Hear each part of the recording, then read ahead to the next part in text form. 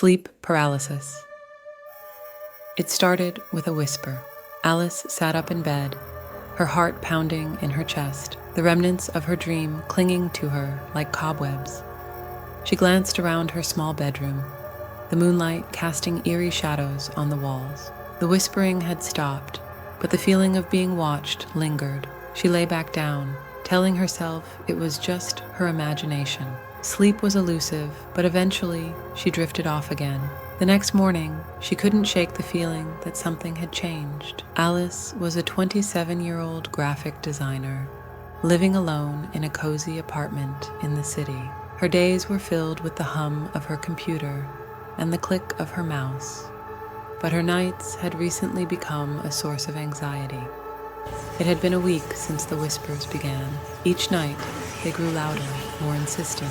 They spoke in a language she couldn't understand, a language that seemed to bypass her ears and resonate directly in her mind. One evening, after a particularly stressful day at work, Alice decided to investigate. She set up a camera in her bedroom, hoping to capture the source of the whispers. That night, she fell into a restless sleep, her nerves on edge. She woke up to the sound of the whispers again, but this time she couldn't move. Her eyes darted around the room, her breath coming in shallow gasps. A dark figure stood at the foot of her bed, its form shifting and wavering like smoke. Alice tried to scream, but her voice was trapped in her throat. The figure moved closer, its whispers growing louder, filling her mind with an overwhelming sense of dread. Tears streamed down her face as she struggled against the invisible bonds holding her in place. Just as suddenly as it began, it was over. Alice could move again. She scrambled out of bed, turning on every light in her apartment. She spent the rest of the night curled up on the couch,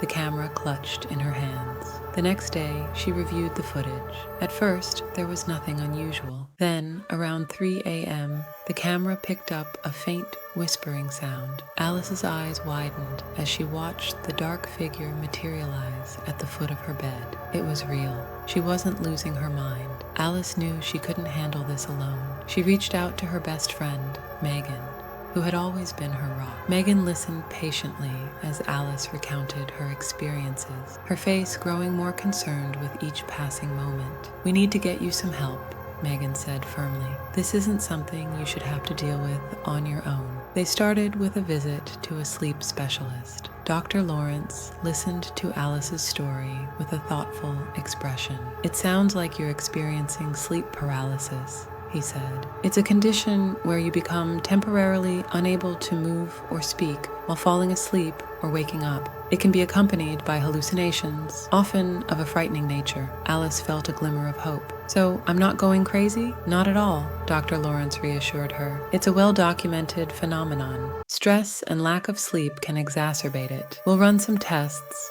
and see if we can identify any underlying issues." The tests came back normal. Dr. Lawrence recommended some lifestyle changes to improve her sleep hygiene and prescribed a mild sedative to help her sleep more soundly. Alice followed his advice diligently, but the whispers persisted. Desperate for answers, she turned to the internet. She joined forums and chat groups for people who had experienced sleep paralysis. The stories were eerily similar to her own. The sense of being watched, the dark figures, the whispers. One night, while scrolling through the forum, she came across a post that made her blood run cold. It was from a woman named Julia, who described encounters with a dark figure that seemed to be feeding off her fear. She mentioned something called the whispering darkness, an entity that thrived on negative emotions and became more powerful the more you feared it. Alice reached out to Julia, who responded almost immediately. They exchanged messages, and Julia shared more details about her experiences. She explained that the whispering darkness was an ancient entity that had plagued humanity for centuries. It was attracted to people who were emotionally vulnerable, and once it latched onto someone, it was incredibly difficult to get rid of. "You have to find a way to confront it," Julia wrote. "It feeds on your fear. The more you fear it, the stronger it becomes. You need to find a way to take back control." Alice felt a renewed sense of determination. She wasn't going to let this entity control her life. She started researching methods to confront and banish malevolent entities. Her search led her to a local paranormal investigator, Daniel, who had a reputation for dealing with supernatural occurrences. Daniel was a tall, imposing man with a calm demeanor. He listened intently as Alice recounted her experiences and the information she'd gathered about the whispering darkness. "I've dealt with entities like this before," Daniel said. "They're tricky, but they can be confronted. The key is to take away their power by facing your fears. We need to prepare a safe space for you to confront it." They set up a plan. Daniel would perform a cleansing ritual in her apartment to weaken the entity's hold, and then Alice would confront it directly. He explained that she needed to focus on her inner strength and banish the fear that the entity thrived on.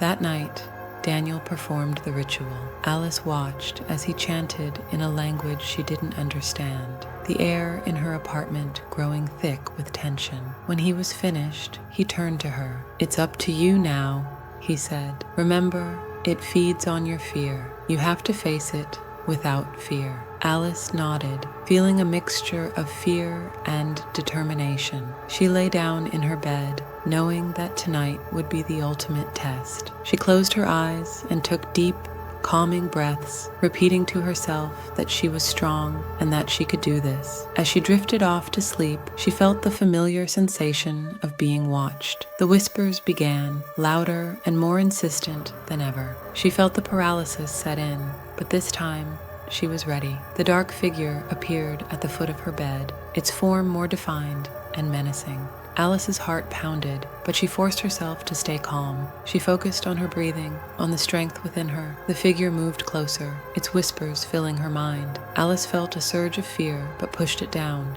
focusing on the fact that this entity had no real power over her. It was just a manifestation of her fear. "I am not afraid of you," she said, her voice trembling but firm. "You have no power over me." The whispers grew louder, more desperate. The figure seemed to waver, its form flickering like a candle flame.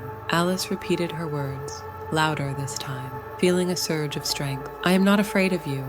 You have no power over me." With a final, desperate whisper, the figure dissolved into smoke, disappearing into the darkness. Alice felt the paralysis lift, and she sat up, her body trembling with adrenaline. She had done it. She had faced the whispering darkness and won. The next morning, Alice felt a sense of peace she hadn't experienced in months. The whispers were gone, and she felt lighter, as if a weight had been lifted from her shoulders. She called Megan to share the good news, and they celebrated with brunch at their favorite cafe. Alice continued to see Dr. Lawrence for regular checkups, ensuring that her sleep hygiene remained strong. She also kept in touch with Julia, who was thrilled to hear about her success. Over time, Alice became more involved in the online sleep paralysis community, sharing her story and offering support to others going through similar experiences.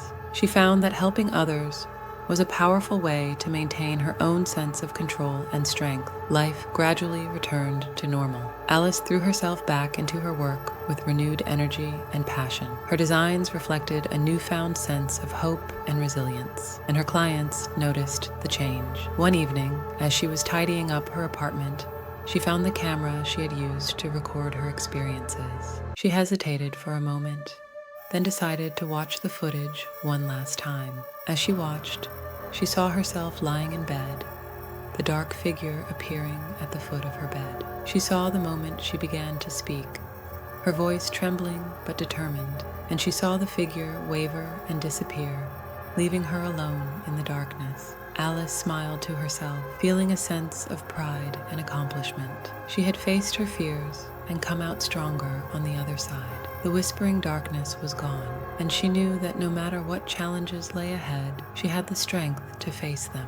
Alice's experience with the whispering darkness had changed her in profound ways. She had learned to confront her fears head-on, to find strength within herself, even in the darkest of times. And she had discovered a community of people who understood her struggles and supported her journey. As the years went by, Alice continued to help others facing sleep paralysis and similar experiences. She became a beacon of hope for those struggling with their own fears, showing them that it was possible to reclaim their lives and find peace. And while the whispers were gone, Alice never forgot the lessons she had learned. She knew that fear was a powerful force, but so was courage. And as long as she held on to that courage, she could face anything that came her way.